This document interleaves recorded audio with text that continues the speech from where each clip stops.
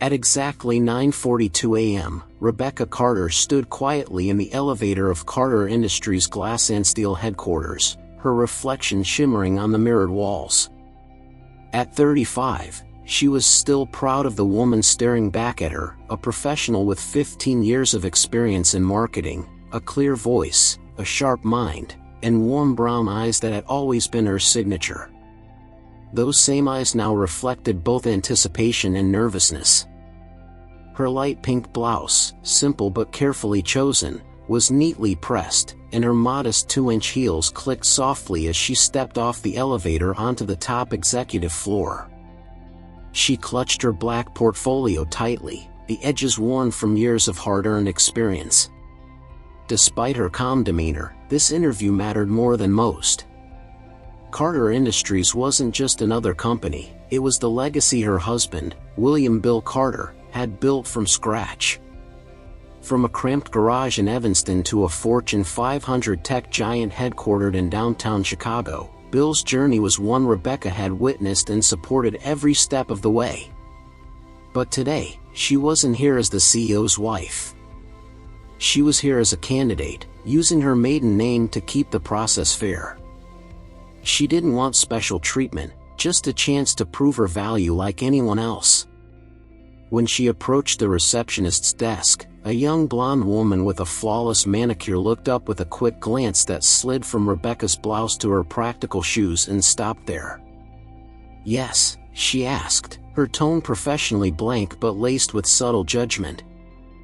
"I'm here for the 10 a.m. interview, the marketing director position," Rebecca said, standing tall. "Name?" the receptionist asked, already tapping on her keyboard. "Rebecca Carter." "Please have a seat. Someone will be with you shortly." Rebecca took a seat on one of the sleek black chairs, her posture upright despite the tension gathering in her shoulders. Around her, employees strode by in designer suits, chatting on Bluetooth headsets, their coffee cups from the artisanal cafe downstairs. The polished marble floor beneath her heels gleamed under the glow of recessed lighting. This was a world of power and prestige, and yet, it didn't intimidate her. She had seen what it took to build it. Still, as she sat in that high-rise office waiting for her name to be called, she couldn't ignore the quiet anxiety creeping in. Not fear of the challenge, but of being judged by appearances before anyone looked at her qualifications. She had worked hard for every line on her resume, every campaign she had led, every dollar she'd helped her clients earn.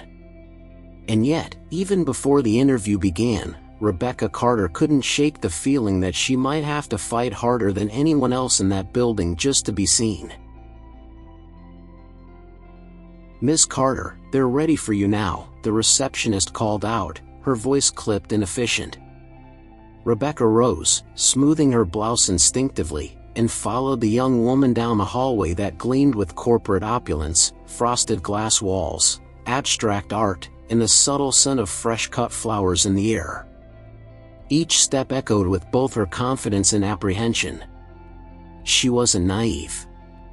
She knew this industry had never made space easily for women like her, especially women of color who didn't wear $1,000 suits or boast Ivy League degrees. Still, she held her head high as she stepped into the spacious conference room. Floor-to-ceiling windows offered sweeping views of Lake Michigan. Sunlight glinted off framed awards, reminders of Carter Industries' influence in the tech world. Seated at the long polished table were three executives: Jason Reed, the marketing VP, Lauren Mitchell, the chief operating officer, and Daniel Brooks, director of human resources. Their attire screamed prestige, tailored suits, Rolex watches, posture sharpened by power. "Ms. Carter," Jason said, not rising from his seat. His gaze swept over her like a scanner, pausing slightly too long on her outfit. "Have a seat." "Thank you," Rebecca replied, placing her portfolio neatly in front of her as she sat. Jason leaned back in his chair, arms folded, already wearing the smirk of someone who thought he knew exactly who she was. "Tell us," he began, Why do you think someone with your background is a good fit for Carter Industries? Rebecca met his gaze calmly. I've led marketing campaigns that increased client revenue by an average of 37% year-over-year. I specialize in cross-industry targeting and digital strategies.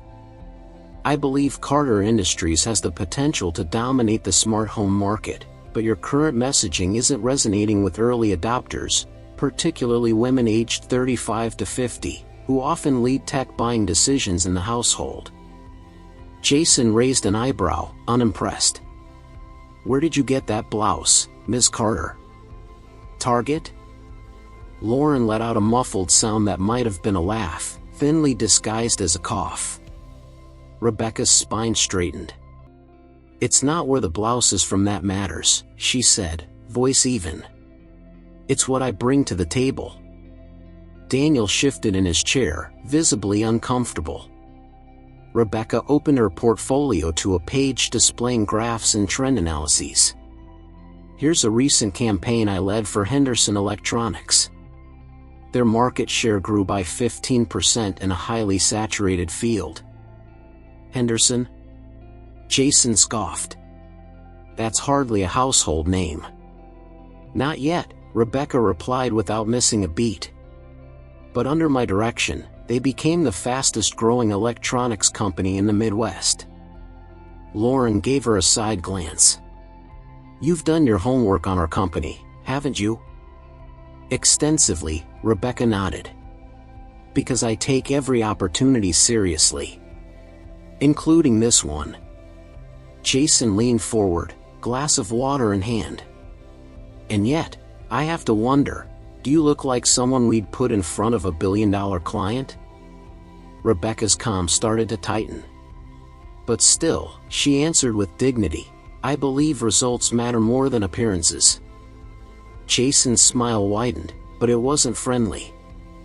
And for Rebecca, the warning bells had just begun. Rebecca Carter held her ground, her hands folded gently over her open portfolio. She had been in enough boardrooms to recognize when a meeting turned from professional to personal, and this one had crossed that line from the start. Jason Reed swirled the ice in his water glass, leaning back in his leather chair like a man putting on a show. You talk a good game, Ms. Carter. But at Carter Industries, we don't just look for credentials. We expect polish. Presentation. Image. He gestured subtly to the room's luxury, the gleaming cherrywood table, the custom leather chairs, the golden plaques mounted like war trophies on the walls. What we project matters. Rebecca replied, steady and composed. I agree.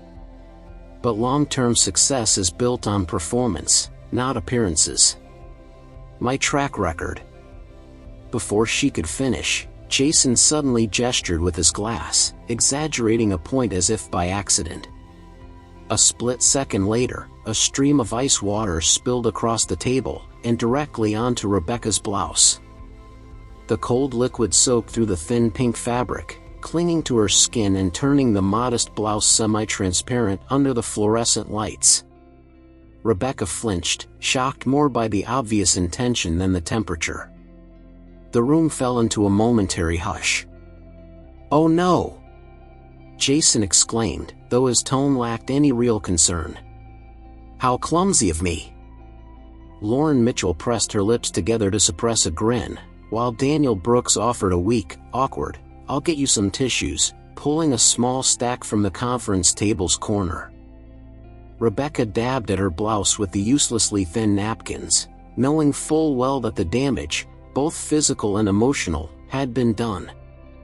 Perhaps this is a sign, Lauren chimed in with false sympathy. Carter Industries might not be the kind of place you're used to. Rebecca looked up, her dignity still intact despite the humiliation. Accidents happen, she replied, voice quiet but unwavering. Jason leaned forward again, emboldened by what he mistook as weakness. Let's be honest, Ms. Carter. You may have experience, but you don't fit our culture. We don't hire, he paused, smirking, people who don't meet our standards. Standards? Rebecca repeated, her voice sharpening. You mean people who wear $2,000 suits and measure intelligence by a clothing label? Jason didn't even blink. We need professionals who look the part. Who belong. For a moment, Rebecca considered telling them that she wasn't just some applicant, that she was Mrs. William Carter, wife of the man who built this company from the ground up. But her pride held her back. She didn't want the job handed to her out of guilt or fear. She had come to earn it. I see, she said, calmly gathering her soaked portfolio. Thank you for your time. She turned and walked toward the hallway, her blouse wet, her pride intact, not knowing that in just a few minutes, the truth would walk through that same door, and everything would change. Rebecca Carter walked with measured dignity down the gleaming hallway of Carter Industries. Her wet blouse clung to her skin like a badge of humiliation, a cold reminder of everything she'd just endured. Employees glanced up as she passed, some too curious to hide it, others avoiding eye contact altogether. Her modest heels clicked softly against the polished marble floor, echoing louder than her emotions would ever allow in that moment. She kept her head high, but inside, a storm raged, embarrassment, frustration, anger. After all her years in the industry, after earning her success the hard way, it was clear they hadn't seen her for who she was. They'd only seen what they wanted to see, a simple woman who didn't belong. As she rounded the corner toward the elevator bank, focused only on getting out of the building before the tears could fall, she nearly collided with someone. Two strong hands caught her gently by the shoulders, steadying her.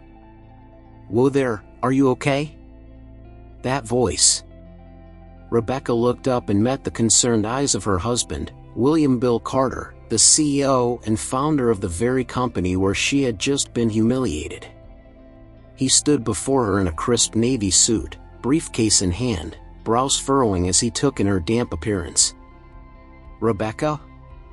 What happened? He asked, his voice now low and serious, switching instantly from gentle concern to protective husband. She opened her mouth, hesitated, and then simply said, I had an interview. Bill blinked. Here? She nodded. For the marketing director position. I didn't tell you because I wanted to do it on my own. Bill looked down at her soaked blouse again, then at the folder still clenched in her hand. His jaw tensed. And this? He asked, motioning toward her wet clothing. Let's just say it wasn't received well, Rebecca answered quietly, her voice tight but composed. Before Bill could respond, laughter rang down the hallway.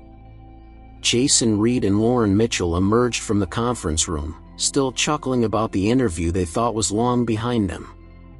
Their amusement vanished the moment they spotted Bill standing beside Rebecca. Mr. Carter, Jason said, voice cracking with surprise. We weren't expecting you until this afternoon. Bill's gaze didn't leave his wife. Is this the man who spilled the water? Rebecca gave a single nod. The shift in Bill's posture was immediate, subtle, but unmistakable. His voice dropped an octave. Rebecca. Come with me. Then, without turning around, he spoke with quiet authority that could freeze a room. Jason. Lauren. Daniel. My office. 10 minutes. As the Carters walked away, the three executives stood frozen in place, expressions crumbling as realization began to dawn. The woman they had mocked was Mrs. Carter. And they were about to find out exactly what that meant. Inside William Carter's corner office, a spacious room filled with natural light and polished walnut furnishings, Rebecca finally allowed her shoulders to relax. The door clicked shut behind them, muffling the low murmur of the stunned employees outside. Bill set his briefcase down on the table and immediately wrapped his arms around her. "I'm so sorry," he whispered against her hair. "If I had known you were applying." "That's exactly why I didn't tell you," Rebecca replied, pulling back to meet his eyes. "I wanted to earn it. I didn't want to be hired because I'm your wife." Bill exhaled slowly, his expression torn between admiration and quiet fury. "You shouldn't have had to deal with this. Not here. Not in our company." Rebecca stepped back and adjusted her damp blouse, her dignity slowly reassembling itself. "You built this place on respect and vision, Bill. But that's not what I saw in that room." Bill's face darkened as she shared every detail: Jason's mocking comments, Lauren's cold smirks, Daniel's silence, and the calculated accident that left her soaked and shamed. With each sentence, the lines on Bill's face grew harder, his jaw tightening until the muscle near his temple twitched. "This isn't Carter Industries," he finally said, voice low but unshakable. "This isn't the company I've spent my life building." A soft knock interrupted them. Bill glanced at the sleek wall clock. 10 minutes. At least they followed that instruction. He looked at Rebecca. "You should stay. I want you to be part of this." Rebecca didn't hesitate. "Yes. I should." Bill opened the office door. There stood Jason Reed, Lauren Mitchell, and Daniel Brooks. Their earlier confidence was gone, replaced with pale faces and downcast eyes. When they saw Rebecca standing beside Bill's desk, soaked blouse and all, their expressions faltered into something between dread and disbelief. "Come in," Bill said evenly. "Close the door behind you." The three executives filed in like students summoned to the principal's office, arranging themselves in a nervous line. Bill remained calm, but his presence filled the room. 15 years, he began, I've worked to create a company rooted in respect, innovation, and integrity. Not just success, principled success. He looked each of them in the eye, pausing just long enough to let the weight of his words settle. So imagine my shock when I walk into my own building and find that my executives are behaving like gatekeepers at a country club, judging candidates not by their qualifications, but by their appearance, their clothes, their background. Lauren tried to speak, but Bill raised a hand. "No," he said firmly. "You'll speak when I'm done." Behind him, Rebecca stood poised, no longer the humiliated applicant, but the woman who had weathered it with grace. The reckoning had officially begun. Jason Reed, Lauren Mitchell, and Daniel Brooks stood uneasily in front of William Carter's desk, unsure of where to look. The air in the room was thick, not with anger, but with something far worse, disappointment. Bill folded his arms, his expression unreadable. "You didn't know she was my wife," he said, motioning slightly toward Rebecca. "And that, frankly, doesn't matter." He let that sentence hang in the air. If she had been a stranger, he continued, would that have made it acceptable to humiliate her? To question her worth over a blouse and a resume you didn't bother to read? To let your egos define who belongs here? Jason opened his mouth. "Mr. Carter, No," Bill said again, sharp but controlled. "Explain to me why our VP of Marketing believes that Carter Industries doesn't hire people like her. I'd love to hear your definition of class." Jason's face drained of color. His mouth opened again, then closed. He had no answer. Rebecca stepped forward. Her voice was steady. "I'd like to hear it too. Especially since your low-class applicant has consistently outperformed your own campaign metrics in companies with 1/10 of your budget." Daniel finally spoke, his tone low and contrite. "Mrs. Carter. I'm sorry. I should have stepped in. I should have stopped it." "Yes, you should have," Bill replied flatly. As HR director, it's your responsibility to ensure interviews are conducted professionally. You sat there and watched it unfold. You said nothing. Lauren, ever the strategist, tried to regroup. Mr. Carter, we were only trying to uphold Carter Industries' image. We maintain high standards. Rebecca interrupted her. Is that what you were doing? Because when I challenged your outdated marketing strategy, you didn't look interested, you looked threatened. Lauren's jaw tightened. Bill leaned forward slightly, his voice softer but no less powerful. Let me tell you why I started this company. It wasn't to build an empire that turns away talent based on status. It was to develop technology that improves lives. And the woman standing beside me, the one you judged, was there from day one. He stepped toward Rebecca and gently rested a hand on her shoulder. She believed in my vision when all I had was a second-hand laptop and a rented office above a bakery. She's been my partner, my sounding board, and the reason I never gave up. Bill looked back at the executives. Rebecca doesn't need a job here. She's built her own career. But when she applied for this position, I thought, we'd be lucky to have her. Lauren cleared her throat. Mr. Carter, in light of everything, perhaps we should reconsider her application. No, Rebecca said firmly. You had my resume in front of you. You chose not to see it. That tells me everything I need to know about your judgment. In that moment, the power dynamic had shifted entirely. Rebecca wasn't just a candidate. She was the standard they had failed to meet.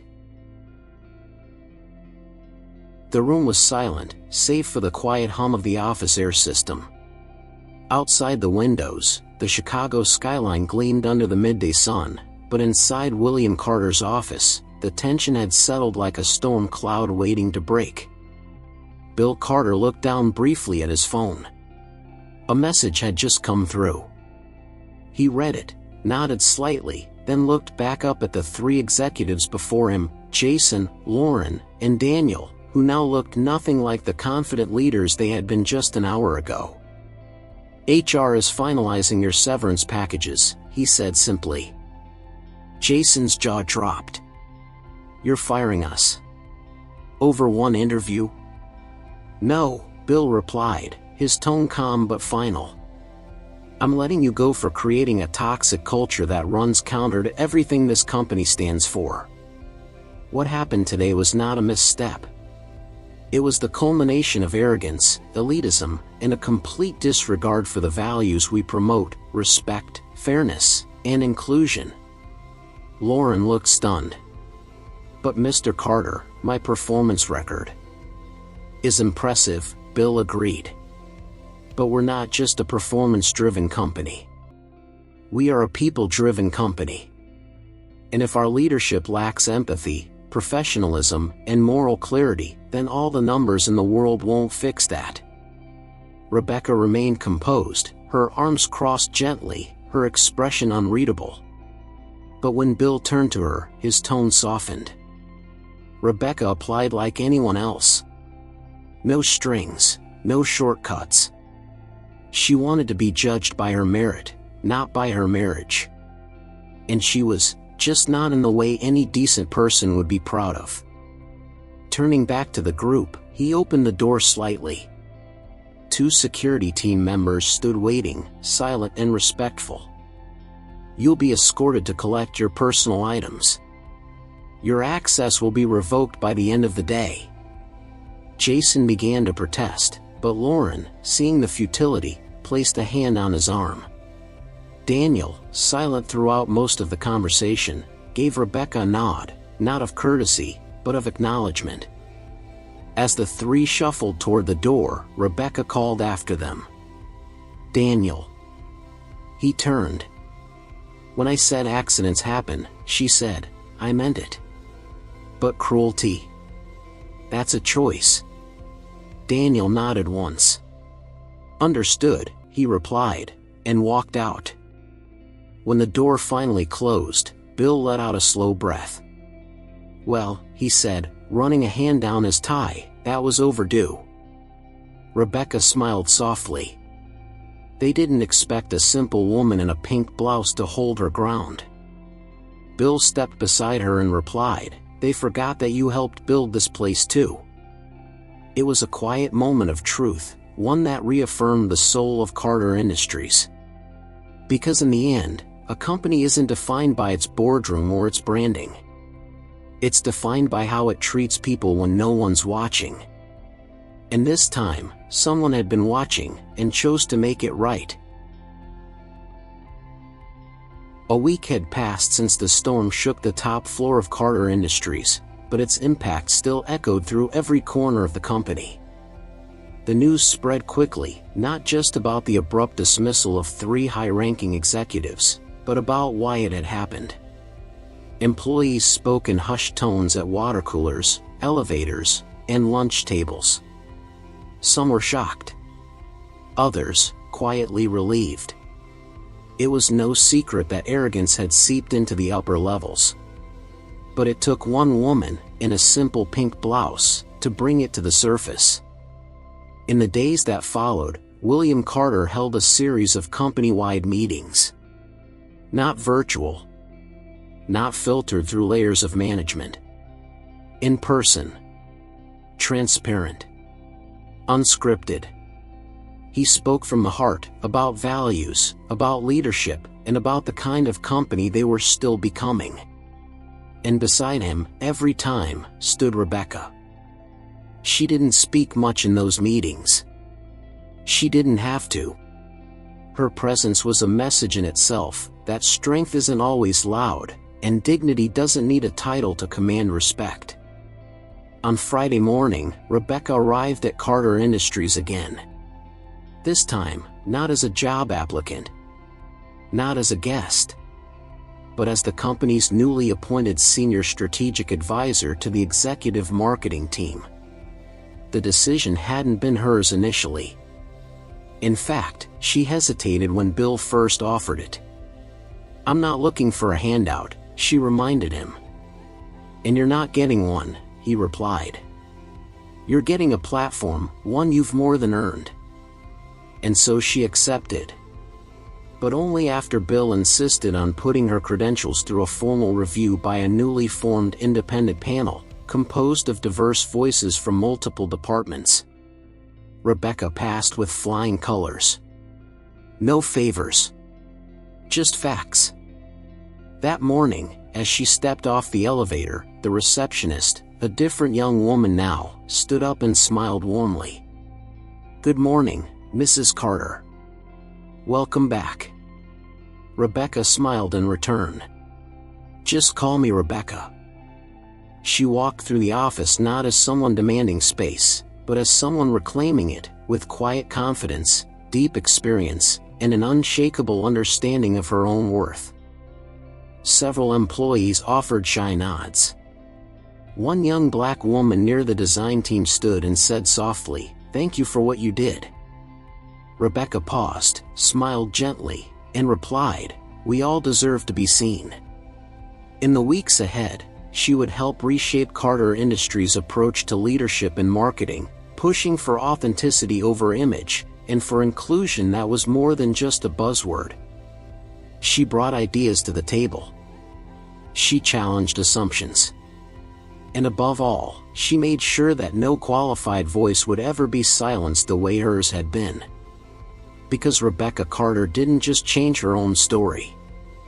She helped rewrite the company's future, one rooted not in status, but in substance.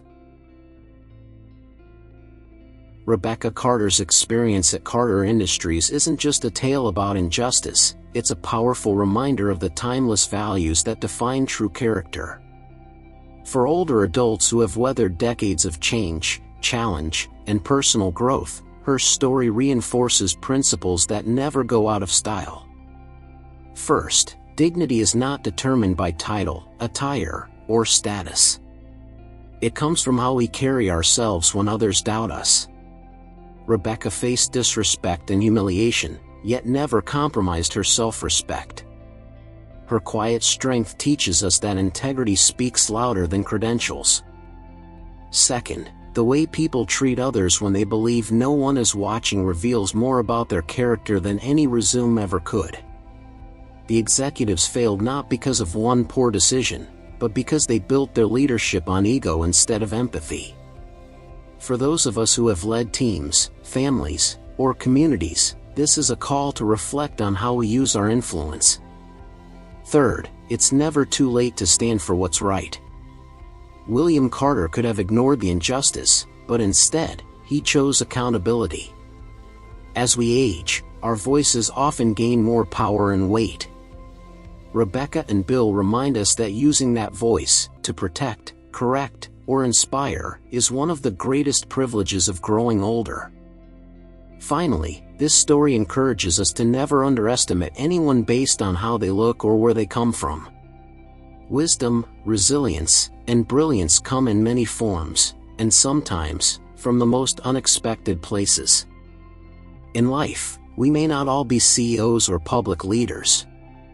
But we all have the power to uphold dignity, speak truth, and build a legacy rooted in respect. That's a legacy worth leaving behind.